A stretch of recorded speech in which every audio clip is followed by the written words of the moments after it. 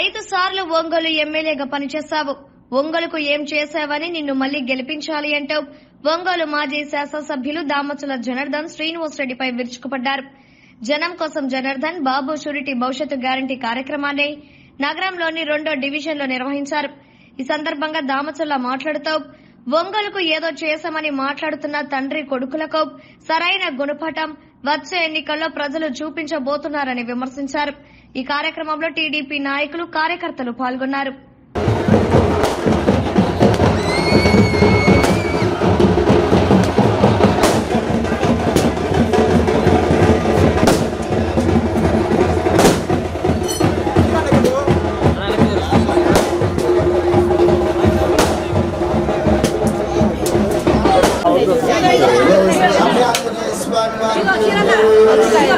శ్రీ ప్రసన్న ఆంజనేయ స్వామి వారికి జై, అభయాంజనేయ స్వామి వారికి జై,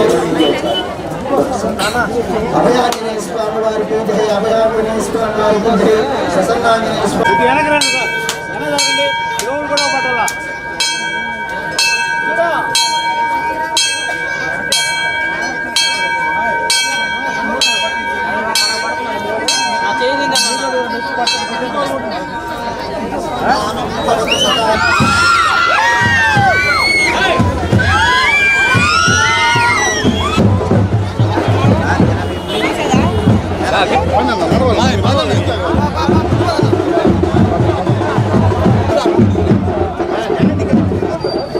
నమస్కారాలు.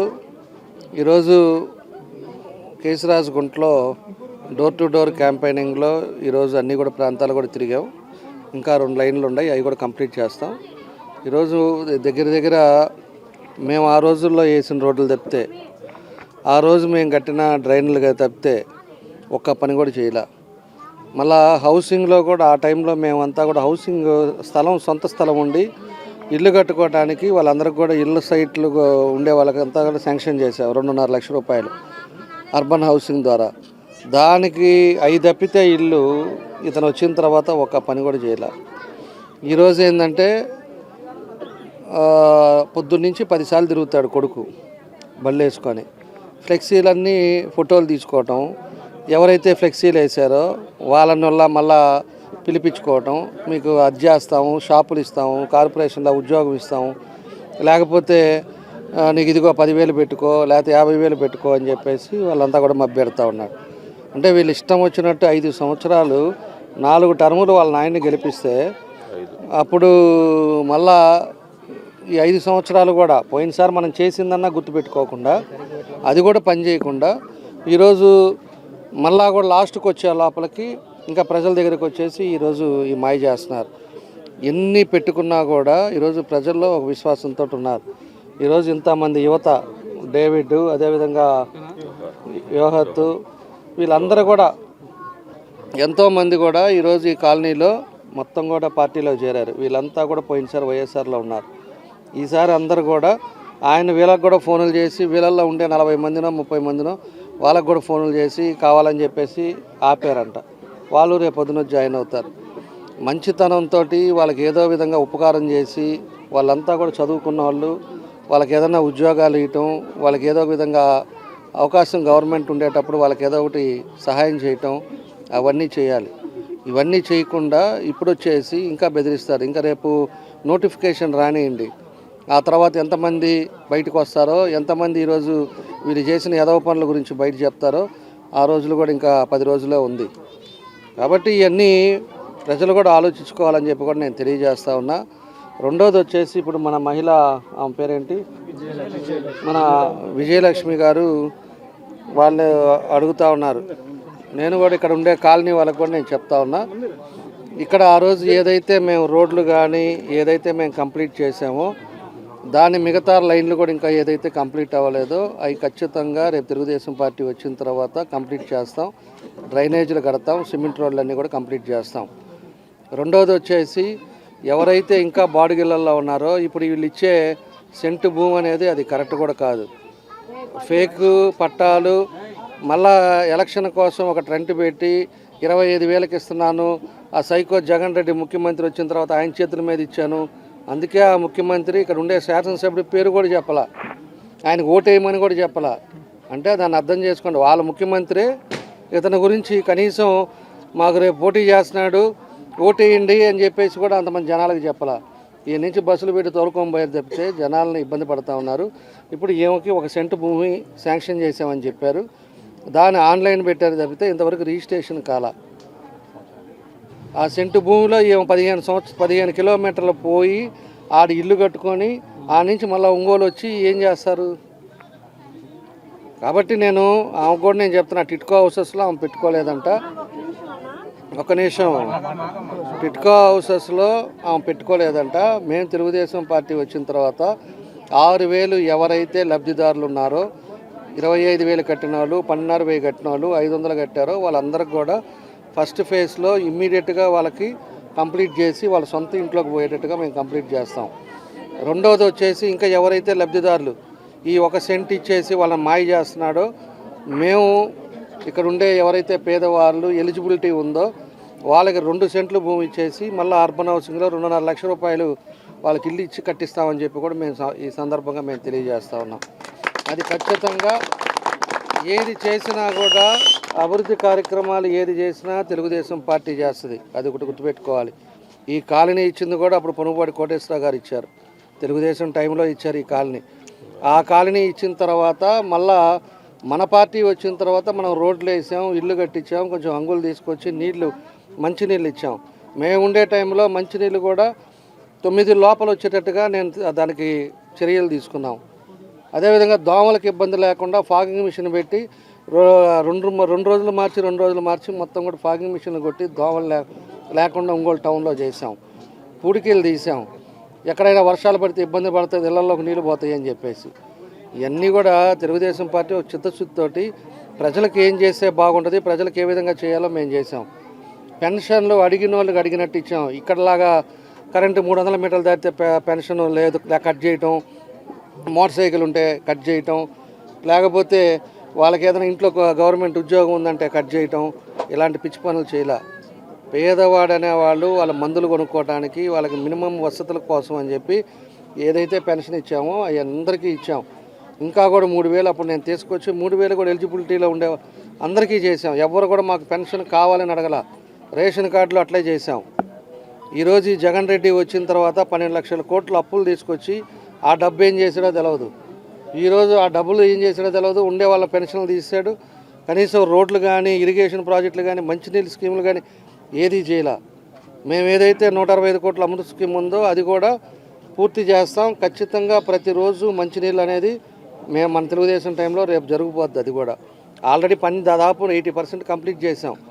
ఈ పెద్ద మనిషి వచ్చిన తర్వాత 5 సంవత్సరాలు ఏడో తిరిగేదనో, లాస్ట్లో క్లైమాక్స్లో వచ్చేదనో ఆ పట్టాలు ఇస్తాం, ఈ పట్టాలు ఇస్తాం, మాయ మాటలు మాకు చేత కాదు. ఆ విధంగా చెప్పడం కూడా మాకు చేత కాదు. మేము చెప్పిందే చేస్తాం. మంచినీళ్ళది పోయినసారి ఎలక్షన్ 14లో చెప్పా, ప్రతిరోజు మంచినీళ్ళు ఇవ్వాలి, ఇక్కడ మంచినీళ్ళ సమస్యలు ఎక్కువ ఉన్నాయని చెప్పి. ఆ రోజు మంచినీళ్ళ స్కీమ్ 165 కోట్లు పెట్టి సెంట్రల్ గవర్నమెంట్ అమృత్ స్కీమ్లో తీసుకొచ్చాం. 80% కంప్లీట్ చేసాం. ఆ 20% కూడా కంప్లీట్ చేసి ఖచ్చితంగా ఇంటింటికి ఇస్తాం. అండర్ గ్రౌండ్ డ్రైనేజ్ సిస్టమ్ చేస్తాం. నీళ్లు కూడా ఎక్కడ ఆగకూడదు, వర్షం పడితే నీళ్లు ఉండకూడదు. అండర్ గ్రౌండ్ డ్రైనేజ్ సిస్టమ్ దాన్ని కూడా ప్రభుత్వం రాగానే అది మొదలు పెడతాం. దాని రోడ్లు బాగలగొట్టిన రోడ్లు మళ్ళీ కొత్త చేసే విధంగా చేస్తాం. ఏదైతే కేశరాజుకు ఉంటుందో, దీని ముందు మెయిన్ రోడ్డు ఉందో దాన్ని శ్రీనివాస నగర్ అక్కడ మెయిన్ కాంప్లెక్స్ దగ్గర నుంచి ముక్తినూతలపాడు ముక్తినూతలపాడు మీదుగా మనకి త్రావుగుంట రోడ్డు యాడ్ అయ్యేటట్టుగా దీన్ని డబల్ రోడ్ చేస్తాం. సెంట్రల్ లైటింగ్ ఇస్తాం. ఖచ్చితంగా ఏదైతే మేము ప్రామిస్ చేసామో ఇవన్నీ కూడా 5 సంవత్సరాలు కంప్లీట్ చేస్తాం. ఎలక్షన్ ముందు వచ్చినప్పుడు శంకుస్థాపనలు చేయం. ఎలక్షన్లు అప్పుడు మళ్ళీ 2024 అయిపోయిన తర్వాత మళ్ళీ వస్తుంది కదా, 29 ఎలక్షన్కి వచ్చి మేము టెంకాయ కొట్టి ఇదిగో మేము వస్తుంది అని రాయేసుకోం. 5 సంవత్సరాల్లో ఏదైతే చెప్పామో అది కంప్లీట్ చేస్తాం. పేదవాళ్ళందరూ కానీ వీళ్ళందరికీ కూడా అన్ని విధాలుగా కూడా వాళ్ళు సంతోషంగా ఉండాలనేదే మా ఉద్దేశం. ఈరోజు 9 సార్లు కరెంటు బిల్లు పెంచాడు ఈ సైకో జగన్ రెడ్డి వచ్చిన తర్వాత. ఆ రోజు 24 గంటలు కరెంట్ ఇచ్చాం మనం. కరెంట్ అనేది ఇబ్బంది లేకుండా చేసాం. ఆ రోజు 150 రూపాయలు కరెంట్ వస్తే ఈరోజు 1200 వస్తుంది పేదవాడికి.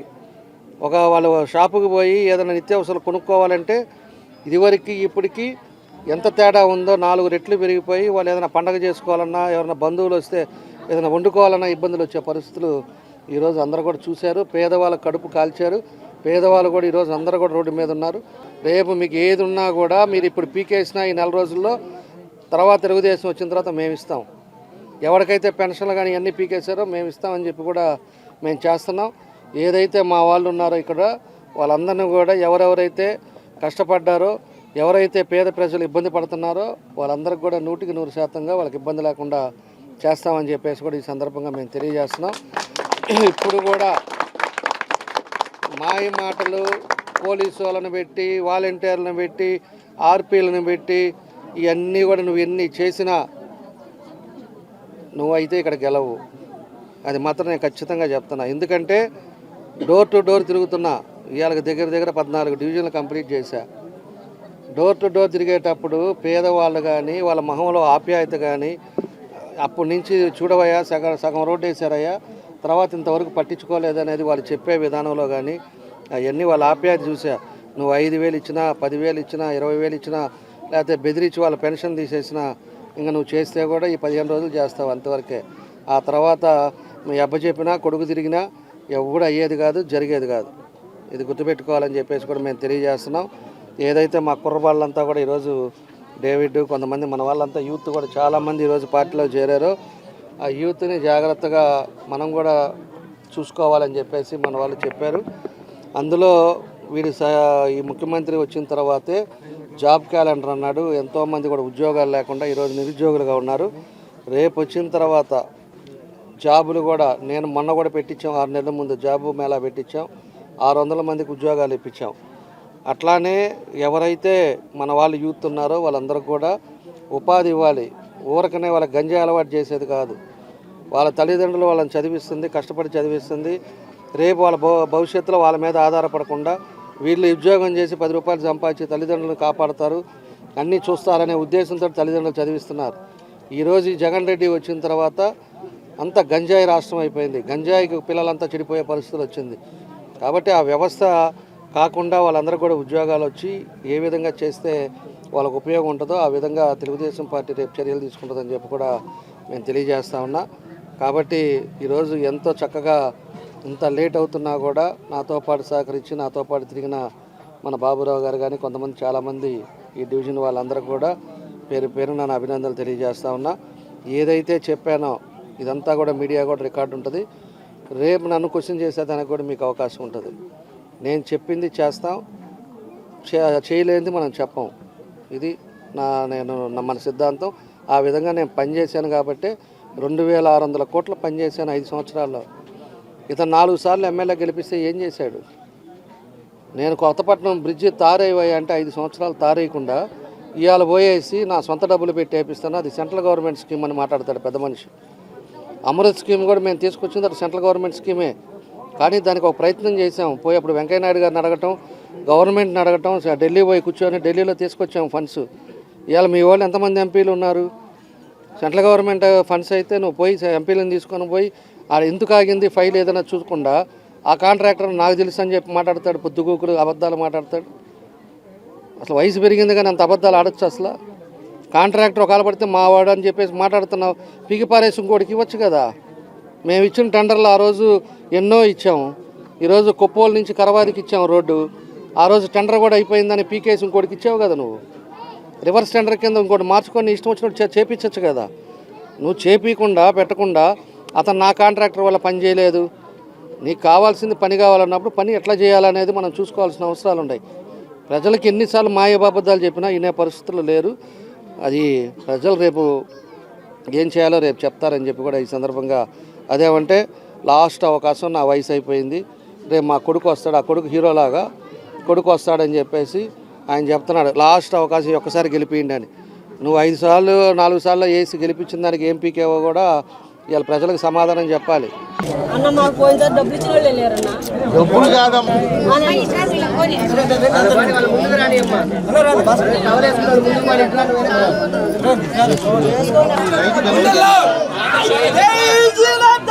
జై